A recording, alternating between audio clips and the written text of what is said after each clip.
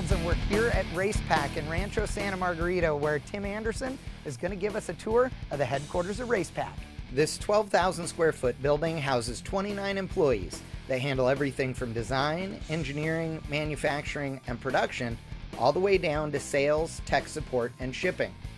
Tim Anderson, Racepak's general manager, met with me to teach me some of the company's history and show me where it's going. Good history on the table. Absolutely. It's right here in front of us, 30 years worth. The company began with, this system right here was actually built for offshore oil rigs to monitor data, just the same as a race car.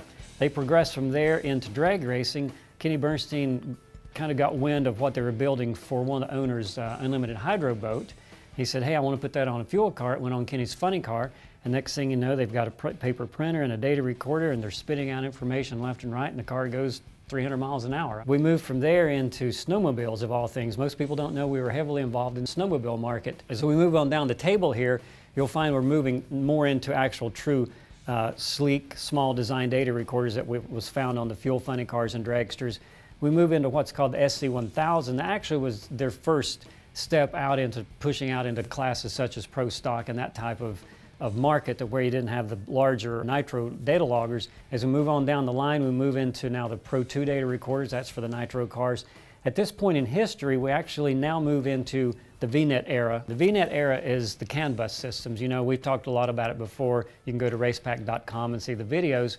The plug-and-play simplicity of the sensors, they snap together with modules, the dash, the data recorder, all just connect up on a single cable. That technology allowed us to move into more of the sportsman-oriented drag racing, along with closed course market also. As we move through the product line here, now we move into the GPS era of Racepak. These 2 or 3 products, the first GPS-enabled data recorders for motorsports, that was for NASCAR itself. From the NASCAR data logger, it's kind of begat this entry-level closed course data logger, which now allowed us to quickly expand into the closed course market. And that closed course data recorder contained the first removable memory compact flash card. And then that moves us into, I guess what you would say, the removable memory SD era of Racepak, which is the G2X Pro, which is a closed course data logger with GPS. Then we went to the V300 SD, and then the G2X, and the Sportsman. So that product line all contained SD memory cards. It makes it a lot easier to download, pull the card out, shove it in, and away you go. Then we move into more of what we consider, I guess, the controls aspect of Racepak. When we introduce the Smart Wire, it actually allows you to eliminate fuses and relays and control everything electronically. Then as we move past the Smart Wire, we move into what's called, I guess, the Bluetooth era of Racepak, where now we're communicating with Bluetooth. These are the high-end data recorders we have. Still have the SD memory card, but you can use Bluetooth to program the data recorder and download. 30 years, right there. There you go. Now, how do they get put together? Because that's what I want to see. Well, let's go take a look. Before we go back in the production area, I want to take you back and let you see what actually goes on here behind the scenes as far as how we get from concept to actual completion and shipping of a product.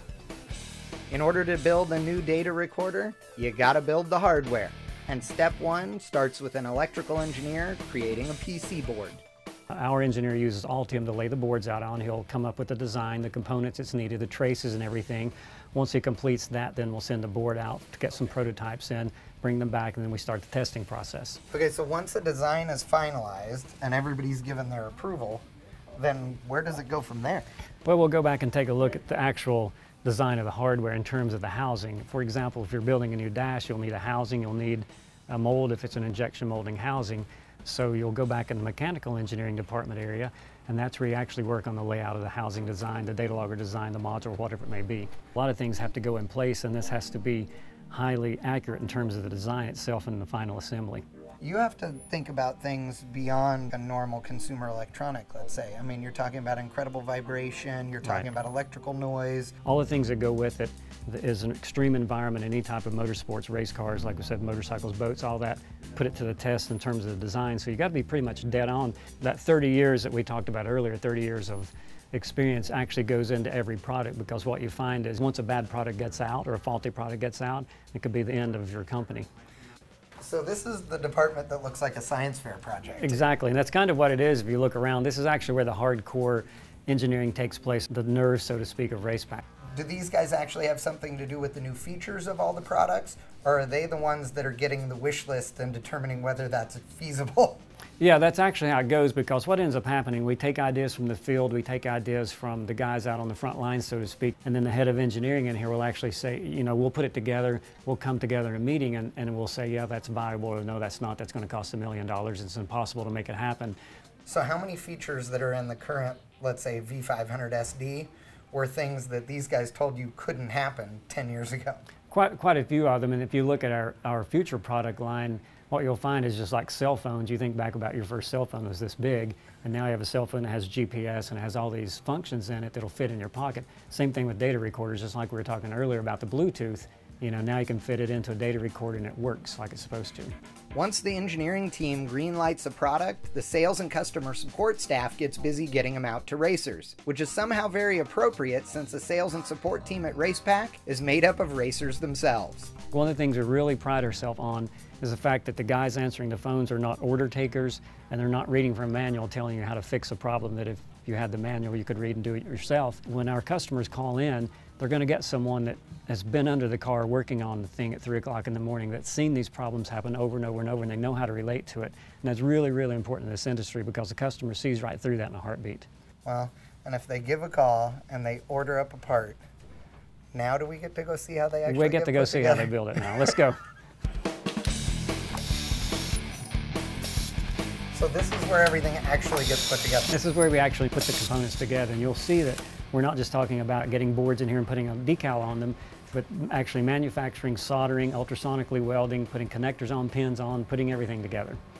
In this case, you're familiar with the VNAP modules, and we're at 130-some thousand serial number on the VNAP modules. Each one is individually programmed, ultrasonically welded, and tested here in-house. So you can imagine 130-some thousand times that's went up and down and welded and been programmed over there and imprinted. Highly experienced technicians hand assemble all of Racepak's product lines, allowing for a very high level of quality control. That quality continues in a special department where every individual order gets configured, assembled, and tested before being shipped off to the customer.